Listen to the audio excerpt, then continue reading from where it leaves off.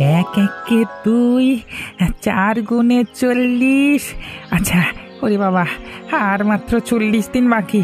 আর 40 দিন পরই গ্রামে ভয়ঙ্কর বৃষ্টি আসবে। তারপর নদী ফুলে ফেঁপে বন্যায় সব ভেসে যাবে। আরে বাবা রে!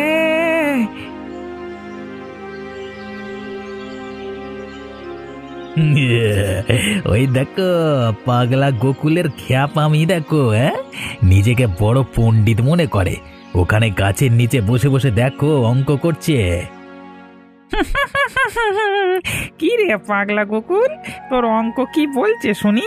এত হাত গুনে মাথা চুলকে কি বার করছিস?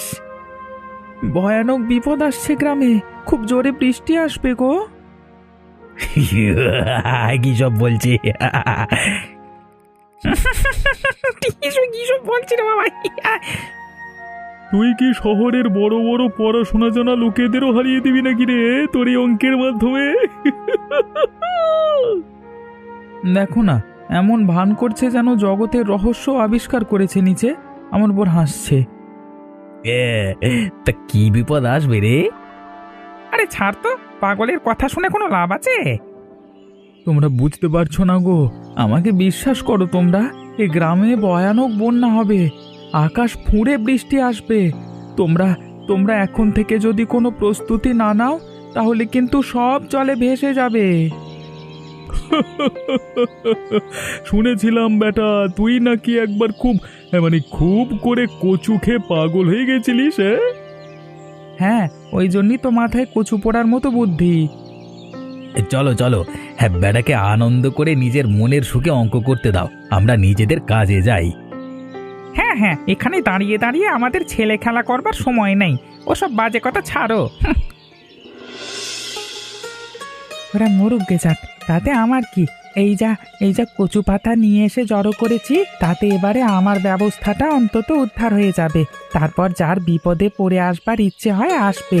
এই কচু পাতা আর বাঁশ দিয়ে জুড়ে একটা বড় ভেলা বানাবো, তারপর আর কোনো সমস্যাই থাকবে না। ওই দেখ, পাগলাটা আবার কি করছে রে? তাই তো, চলো তো দেখি। আরে ও গোকুল, কি করছিস ভাই? ভেলা বানাচ্ছি গো, ভেলা। এই ভেলা জলে ভাসবে, এর উপরে বানাবো কচু পাতার ঘর। আমি তো বাঁচবো, সেই সাথে গ্রামের লোকেরাও বাঁচবে বন্যার থেকে। তার মানে তুই বিশ্বাস করে ফেলেছিস যে বন্যাটা সত্যি সত্যি হবে? এই গাধা! আরে তুইও না নন্দু ভাই, ওর কথায় তাল মেলাচ্ছিস। ও নিজের কথা বিশ্বাস করবে না তো কি আমাদের কথা বিশ্বাস করবে? ওর মাথা ঠিক নেই। একটা পাগলের কথা শুনে আমরা চলবো নাকি? হ্যাঁ হ্যাঁ, তোমরা নিজেদের মতো করে চলো, তারপর যখন বিপদ আসবে তখন বুঝতে পারবে মজা।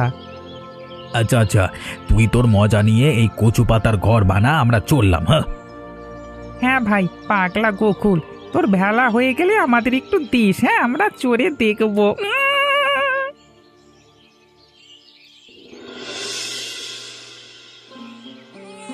আহা, কাঁদে না বাবা, কাঁদে না। দেখ, আমরা এসে গেছি নতুন জায়গায়। আমি জানি তোর খিদে পেয়েছে, কিন্তু আমারও তো কষ্ট হচ্ছে বল। দেখ, তোর মা ক্লান্ত হয়ে পড়েছে। ওই দেখ, ওখানে একটা লোক বসে কি যেন করছে। চল ওখানেই যাই। তুমি কে? এই কচি খোকা কোলে কোথা থেকে আসছো তুমি? দেখে তো মনে হচ্ছে ভয়ানক ক্লান্ত হয়ে পড়েছো, আর তোমার কোলের ছেলেটাও তো খিদেতে কাঁদছে। আসলে হ্যাঁ, আমরা সকাল থেকে কিচ্ছু খাইনি, অনেক দূর পথে হেঁটে এসেছি। কিন্তু এখানে কেন এসেছো? আসলে আমরা থাকতাম এখান থেকে অনেক দূরের গ্রামে। আমার স্বামী মারা গেছে অকালে, আর গ্রামের লোকেরা আমাদের তাড়িয়ে দিয়ে সব জায়গা হাতিয়ে নিয়েছে। তাই বাধ্য হয়ে গ্রাম ছেড়ে চলে আসতে হয়েছে। ওখানে ফিরে যাওয়ার আর কোনো উপায় নেই। এদিকে আমাদের থাকারও কোনো জায়গা নেই, তাই ঘুরতে ঘুরতে এখানে চলে এসেছি। আহারে, তোমাদের দেখে আমারই কষ্ট হচ্ছে। তোমরা চাইলে এখানে থাকতে পারো, এখনো এই ঘরের কাজ বাকি আছে, কিন্তু তাও থাকবার মতো উপযুক্ত হয়ে গেছে। কিন্তু এটা কিসের ঘর? এটা হচ্ছে ভাসমান কচু পাতার ঘর, আমি নিজের হাতে বানাচ্ছি। আসলে সামনে বন্যা আসতে চলেছে তো, তাই বন্যা আসলে এর মধ্যে থাকা যাবে। উম, কিন্তু কিন্তু আপনি আমাকে সাহায্য করতে চাইছেন? কোনো চিন্তা নেই, আমাকে অচেনা মানুষ ভেবে বিশ্বাস করো আর না করো, কিন্তু এই কচি ছেলেটার মুখের দিকে চেয়ে আমি আমি এই আশ্রয়টুকু দিচ্ছি, তুমি থাকো। বড় দয়া আপনার মনে। ঠিক আছে, আপনার যখন দয়া হয়েছে আমি এখানেই থাকবো। আমি ঘরের ভেতর থেকে খাবার পাঠিয়ে দেব। কি গো পার্বতী, আজ তো বাজারে সবজির দাম সস্তা দেখছি, তুমি একটু বেশি করে নিয়ে যাবে তো? সব সময় তোমাদের আমার দিকে নজর কেন গো? নিজেরাও তো একটু বেশি করে নিতে পারো। আমি মরছি আমার জ্বালায়, আর তোমরা আমার পিছনে লেগে বসে আছো। বাবা, এই কেন, তোমার কি হলো গো বউ? সত্যি, আমরা যখন পার্বতীকে দেখি সব সময় যেন পার্বতী তেলে বেগুনে জ্বলতে থাকে। বলি একটু শান্ত হয়েও তো থাকতে পারো নাকি? শান্ত হয়ে আর থাকবো কি করে? চোখের সামনে যা সব অঘটন দেখছি। কি হয়েছে, কি হয়েছে? আরে আজকে আবার কি নতুন খবর আছে তোমার কাছে? ওই শয়তান পাগল গোকুলের পাশে থাকলে কি আর খবরের অভাব আছে? আমার যত কপাল খারাপ যে ওর প্রতিবেশী হয়ে থাকতে হচ্ছে আমাকে। কেন, কি করেছে সে? বেচারা তো নিজের অঙ্ক, আর আজকাল শুনছি কি কচু পাতার ঘর নিয়ে সুখে আছে। সে তো কারো ধান্দায় থাকে না। তোমরা কি করে জানলে যে ধান্দায় থাকে না? তোমরা তো আর চোখের সামনে দেখোনি। এদিকে ওই কচু পাতার ঘর বানিয়ে সেখানে তো একটা অন্য গ্রামের বিধবাকে নিয়ে তুলেছে বলে ছোকছোকানি তো কম নেই। এই কি বলছো কি তুমি? এটা তো বিশ্বাস করা যায় না। তাহলে কি ওই নতুন বাড়িটা বানিয়েছে আমাদের বন্যার নাম করে হুলো বানিয়ে পেছন থেকে মেয়ে মানুষ নিয়ে ঘর করার জন্য? সেটা তোমরা যাই মনে করো, কিন্তু গ্রামের পরিবেশ ভালো রাখার জন্য এসব কিন্তু একদমই উচিত নয়। সেটা তো ঠিক কথাই, ওর কি কোনো লজ্জা শরম নেই নাকি? আর মেয়ে মানুষটাই বা কেন যে একটা পাগলের ঘরে উঠে এলো? আমাদের নিশ্চয়ই একটা ব্যবস্থা করতে হবে। চলো চলো সবাই, আমাদের জানতেই হবে। বলি, নাক লজ্জার মাথা খেয়ে এই গ্রামে এসে নোংরামো করা চলবে না। কোথায় সেই পাগলের বাচ্চা? বেরিয়ে আয়, বেরিয়ে আয় বলছি। হ্যাঁ হ্যাঁ, এই তো কচু পাতার ঘরের ভিতর মেয়ে মানুষটা আছে। কথা কানে যাচ্ছে না নাকি? ওই বিধবা মেয়ে ছেলে,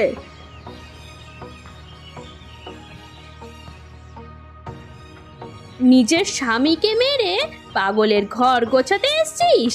নিজের গ্রামেই চরিত্রের জন্যই তো জায়গা হয়নি, সেজন্য আমাদের গ্রামকে খারাপ করতে এসছিস তুই? আহ, তোমরা কি কথা বলছো কাকে? ও একজন অসহায় মেয়ে, অন্য গ্রাম থেকে এসে এখানে রাস্তায় ঘুরে ঘুরে কষ্ট পাচ্ছিল ওই ওই ওই কচি খোকাটাকে নিয়ে। তাই ওই বাচ্চাটাকে বাঁচানোর জন্যই আমি এখানে থাকতে দিয়েছি। আমি তো কোনো ভুল করিনি। ঠিক ভুল কি বোঝো তুমি, পাগল মানুষ? আর তোর লজ্জা নেই রে মেয়ে ছেলে? তুই এই পাগলটার সাথে ঘর করতে এসেছিস?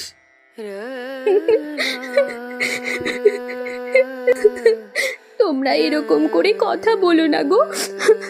আমি কারোর সাথে ঘর করতে আসিনি, আমি বড় অসহায়।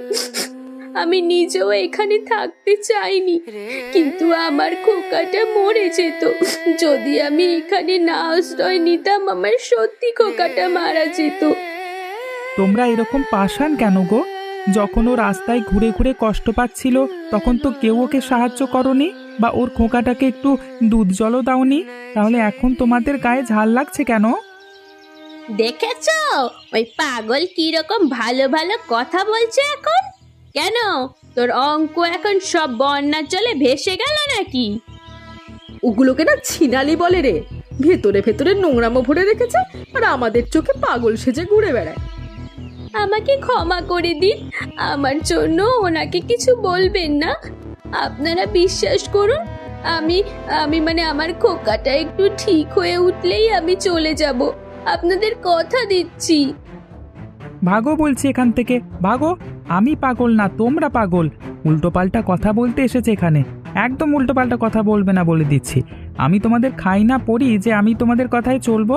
তোমরা এখানে স্কুল বাড়ি খুলে বসোনি যে আমাকে তোমাদের কাছে শিক্ষা নিতে যেতে হবে। যত সব। ওরে বাবা রে, পাগল তো তেড়ে আসছে রে। পালাও পালাও, কামড়ে দেবে কামড়ে দেবে। আর শোনো তুমি, আমাদের গ্রামের লোকজন হচ্ছে 1 নম্বরের স্বার্থপরের জাত। ওরা যা বলবে একদম ওদের কথায় কান দেবে না। তুমি নিজের কাজ করো। বন্যা আসতে আর বেশি দিন বাকি নেই।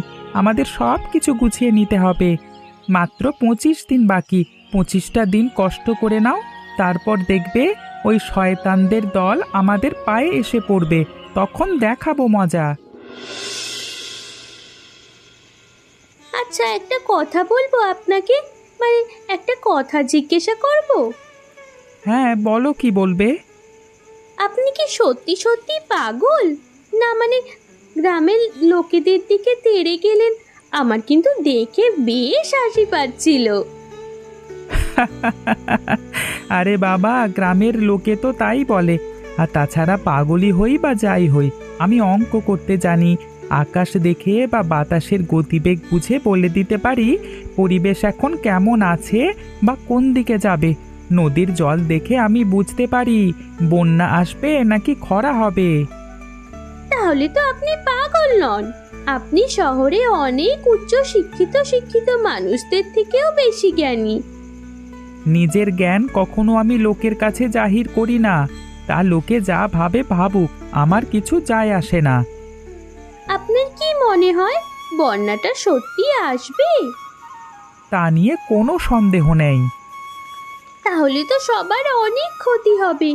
তবে ওরা আপনার মর্যাদা ঠিক বুঝতে পারবে একদিন, আমি জানি। হ্যাঁ, সেসব কথা আমি ভাবি না। তবে বন্যার পর সবাই বুঝতে পারবে নিজেদের ভুল, সেটা আমি বেশ ভালো করেই বুঝতে পারছি। তবে কালকে থেকে কিন্তু তুমি আমাকে মন দিয়ে সাহায্য করবে। আসলে আমি নিজে একটা সহকারী খুঁজছিলাম, তাই ওপরওয়ালা তোমাকে পাঠিয়ে দিয়েছে। ওই ঘরটা তৈরি করে ফেলতে পারলেই তো আমরা বেঁচে যাব। হ্যাঁ হ্যাঁ, তখন দেখবে যে গ্রামের বিপদে পড়ে অনেক মানুষ এসে সেখানে জুটেছে। যারা তোমাকে এখন অপমান করে গেল, তারাও দেখবে নিজের নাক লজ্জার মাথা খেয়ে প্রাণের দায়ে এসে জুটবে ওখানে। যাই হোক, এখন খাওয়া দাওয়া করে নিন। কাল সকাল থেকে আমরা কাজে লেগে যাব। ওটা তৈরি করে ফেলতে হবে তো। ভাই, আকাশের যা অবস্থা, এ তো দেখছি এমনি এমনি থামবে না। হ্যাঁ, আমি নিজের চোখে দেখে এসেছি খানিকক্ষণ আগে যে নদী ভীষণভাবে ফুলে উঠেছে। আমি জন্মেও নদীকে এত বড় হয়ে ফুলতে দেখিনি। তার মানে তো নদী এবারে গ্রামের মধ্যে আছড়ে পড়বে। এমনিতেই বৃষ্টিতে আমাদের চারিদিকে জল জমতে শুরু করে দিয়েছে। এইবার আমাদের গর্দর সব ভেসে যাবে মনে হচ্ছে তো। পাগল ঠিক কথাই বলেছিল দেখছি। ঘর দরের কথা ছাড়ো, নিজেরা বাঁচবো কিনা সেটাই তো বুঝতে পারছি না। কিন্তু দেখো, ওরা নিশ্চিন্তে এখনো ঘরের ভেতরে আছে। দেখেছো ওদের অবস্থা, কেমন সবাই বিপদের মধ্যে পড়েছে। আমি বলেছিলাম বন্যা আসবে, তখন কেউ আমার কথা শুনলো না। সন্ধ্যার মধ্যে নদীর জল গ্রামে পৌঁছে যাবে, তখন গ্রাম ডুবে যাবে। তাই এখন আর আমাদের বেশি ভাবনা চিন্তা করবার সময় নেই। তাড়াতাড়ি করে ভেলা জলে ভাসাও। চলো চলো, আমি ধরছি। ওদিকে দেখেছো লোকজনের অবস্থা? পুরো গ্রামটা যে ডুবে গেছে। আমি তখনই সবাইকে সতর্ক করেছিলাম, যদি আমার কথা শুনে সবাই সাবধান হতো তাহলে এই দিনটা দেখতে হতো না। ওই দেখো, ওখানে সবাই মানুষগুলো কেমন কষ্ট করে হাবুডুবু খাচ্ছে। মনে হচ্ছে ওদের ঘর দুয়ার সব ভেসে গেছে। শুধু ওদের কেন, গ্রামের আর কারোর কোনো কিছুই বেঁচে নেই। কিন্তু তুমি তো বলেছিলে ওদের সাহায্য করবে। আমাদের এখন ওদের সাহায্য করা উচিত। তাহলে আমাকে সাহায্য করো একটু, ভেলাটাকে ওদিকে নিয়ে যাই আমরা।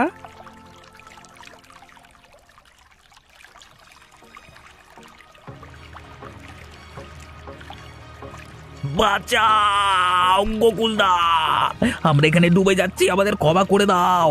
আমাদের সবকিছু শেষ হয়ে গেল, তোমরা না বাঁচালে আমাদের কে বাঁচাবে বলো? আমাদের শেষ আশ্রয়, বাড়ি ঘর দুয়ার, গরু ছাগল সব শেষ হয়ে গেছে। এমনকি চাষের ফসল পর্যন্ত আর ঘরে তোলা হলো না। আমাদের বড় ভুল হয়ে গেছে। আজকে আমাদের অহংকার আর অজ্ঞানতার জন্য এই অবস্থা হয়েছে আমাদের। ক্ষমা করো আমাদের, তুলে নাও তোমাদের ভেলায়। আমি বুঝতে পারছি এবারে তুমি পাগল নও, তুমি আমাদের জীবন বাঁচালে। ধন্যবাদ ধন্যবাদ দাদা, পাগলো দাবের চুমুকাই। কিন্তু এখনো গ্রামের অনেক মানুষ অসহায় অবস্থায় মৃত্যুর সাথে পাঞ্জা লড়ছে। আমাদের গিয়ে তাদেরকে বাঁচাতে হবে। হ্যাঁ, আর আমরা সেই কাজ করতে পারবো না, তোমাদের সাহায্য লাগবে। পাপের প্রায়শ্চিত্ত করবার একটা সুযোগ যখন পেয়েছি তখন আর ছাড়বো না। চলো চলো, আমরা তোমাদের হাতে হাত দিয়ে সাহায্য করব, চলো।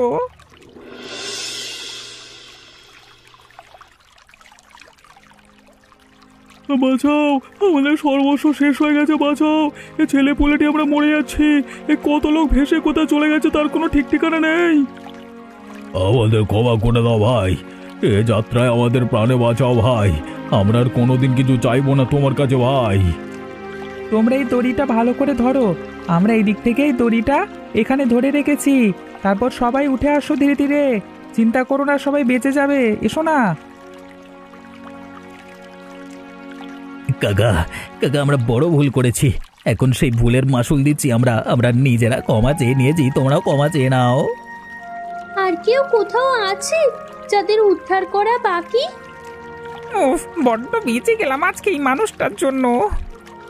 আর যদি তুমি না থাকতে ভাই আজকে, তাহলে এই ছেলে বুড়ো বাচ্চাগুলোকে নিয়ে আমরা বেঘরে মারা যেতাম নদীর জলে ডুবে মরে ভাই। আরে এতদিন ছেলেটাকে আমরা সবাই পাগল বলতাম, আসলে ওর মাথায় যা বুদ্ধি আছে আমাদের কারোর মাথায় সে বুদ্ধি নেই, আর সেই জন্যই ওর বুদ্ধিকে আমরা পাগলামি মনে করেছিলাম। আর কে কোথায় ভেসে গেছে আমরা জানি না, তবে আমরা সবাই এক জায়গাতেই ছিলাম। বেশ, ঠিক আছে, তাও আমরা খুঁজতে খুঁজতে যাব। আর এখন যতদিন না বৃষ্টি থামছে আমরা এই ভেলাতেই মিলেমিশে একসাথে থাকবো। এখানে তো দেখছি তুমি রান্নার সব ব্যবস্থাও করে রেখেছো। হ্যাঁ, এটার নাম হচ্ছে বন্যায় ভেসে আসা কচু পাতার ঘর। 40 দিন আগে থেকে এই ঘরের প্রস্তুতি নেওয়া হয়েছে, যাতে এখানে সবাই আশ্রয় নিতে পারে এবং তাদের কোনো সমস্যা না হয়। এখানে থেকে আমরা সবাই একসাথে মিলেমিশে থাকবার শিক্ষা পাবো। আমরা সবাই একসাথে এখানে ভোজ রান্না করে খাবো, চিন্তার কিচ্ছু নেই। আমি এতদিনে বুঝতে পারলাম যে টাকা পয়সা সম্পত্তি এক জায়গা করে কোনো কাজই আসে না, যদি না সেটা বিপদের দিনে সাহায্য করে। আমি সারা জীবন টাকা পয়সা জমিয়ে বড় বাড়ি করেছি, কিন্তু সেই বাড়ি আজকে জলের তলায় চলে গেছে। আর এই সামান্য কচু পাতার ঘর আজকে জীবন বাঁচালো আমাদের সবার বিপদের দিনে। এখন মনে হচ্ছে এটাই সব থেকে বড় সম্পদ, তাই আমাদের মধ্যে সব থেকে বড় লোক আমি নয় গোকুল। ঠিক আছে ঠিক আছে, চলো আমরা হাত লাগিয়ে কাজ করা শুরু করি। এত লোক এসে গেছে, সবার খিদে পেয়েছে, চলো আমরা রান্না করবার ব্যবস্থা করি। উফ, 2 দিন কেটে গেল, ভাবা যায় এমন বিপদের মধ্যে আমরা কোনো দিন পড়িনি। গোকুলকে যতই ধন্যবাদ দিচ্ছে ততই কম মনে হচ্ছে। আচ্ছা, তোমাদের মধ্যে পার্বতী বৌদিকে তো দেখলাম না। তাকে আমরা বাঁচাতে পারলাম না, সে আমাদের চোখের সামনে নদীর জলে ভেসে গেছে। ও আমাদের নামে অনেক খারাপ খারাপ কথা বলেছিল। আর হয়তো সেই জন্যই পাপের শাস্তি পেয়েছে সব থেকে ভয়ানকভাবে। আমাদের মধ্যে তোমাদের নামে কলঙ্ক তো ওই মহিলাটি রটিয়েছিল। যাই হোক, আমরা যে বেঁচে গেছি এটাই শান্তি। তার থেকেও বড় কথা, এতদিন পরে আমরা একটা শুকনো জায়গা পেয়েছি। তবে এখন মনে হচ্ছে বৃষ্টিটা থেমে যাবে, বৃষ্টিটা ক্ষমার দিকে যাচ্ছে মনে হচ্ছে। বলো তুমি কি গোকুল? হ্যাঁ, এখন থেকে গ্রামের যা সিদ্ধান্ত নেওয়া হবে সব ওকে জিজ্ঞেস করিয়ে নেওয়া হবে। আমাদের আর কোনো বোধ বুদ্ধি নেই ভাই, গ্রামের সিদ্ধান্ত নিতে আমরা পারবো না ভাই, সেটা আমরা পরিষ্কার বুঝতে পেরে গেছি এই ঘটনার মাধ্যমে। এখনো বেশ কিছুদিন বৃষ্টি চলবে, তাই আমাদের সবাইকে একটু সামলে থাকতে হবে। তবে চিন্তা নেই, এখনো যা খাবার আমাদের কাছে আছে এ কয়েকদিন চলে যাবে। তবে এ কদিন থাকবার জন্য আমাদের এখানে একটা অস্থায়ী ঘর বানানো দরকার। তার জন্য ভেলার উপর থেকে আমাদের এই কচু পাতার ঘরটাকে নামিয়ে আনলেই হবে। সবাই মিলে ধরো। হ্যাঁ, এটাই হবে আমাদের বর্ষার আস্তানা। এখন থেকে আমরা প্রতি বছর বর্ষার আগে এরকম ভেলা বানিয়ে রাখবো। আর সেই দায়িত্বটা গোকুলকেই দেওয়া হলো। ঠিক আছে, চলো এখন সবাই মিলে হাতে হাত লাগিয়ে ভেলাটার ওপর থেকে কচু পাতার ঘর নামিয়ে আনি, কারণ ওর মধ্যেই তো থাকতে হবে যতদিন না বৃষ্টি থামছে ততদিন। এসো এসো, সবাই এসে কাজে হাত লাগাও।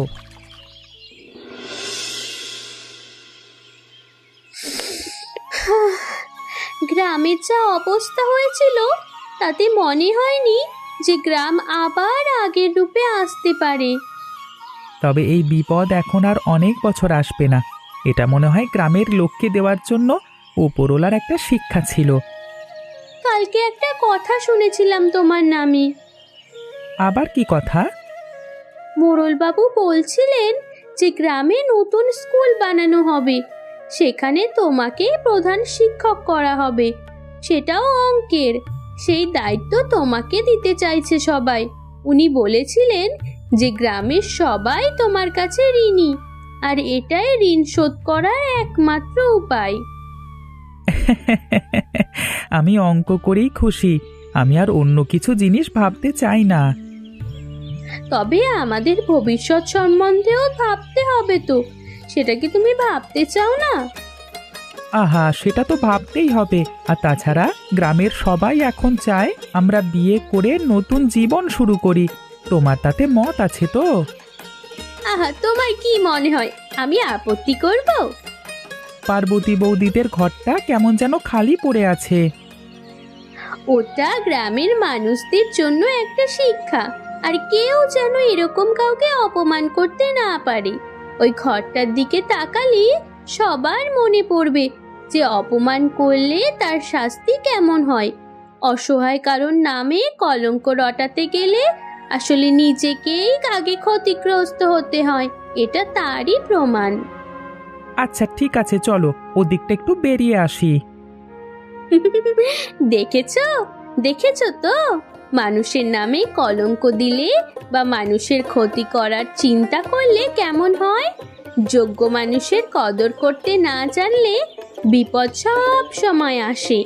আর তোমরা বলতে পারবে যে ঠিক কতদিন আগে উনি বুঝতে পেরেছিলেন যে গ্রামে বন্যা আসতে পারে? উত্তরটা কিন্তু তোমরা কমেন্ট করে জানিও। আর তোমরা যারা আমার মতো অঙ্ক পাগল এবং অঙ্ক ভালোবাসো তারা কিন্তু আমাদের গ্রামে এসে আমাদের সাথে অবশ্যই দেখা করবে, অথবা কমেন্ট করো। আমাদের গল্পটা সবার সাথে শেয়ার করো এবং কেমন লাগলো জানাতে ভুলো না।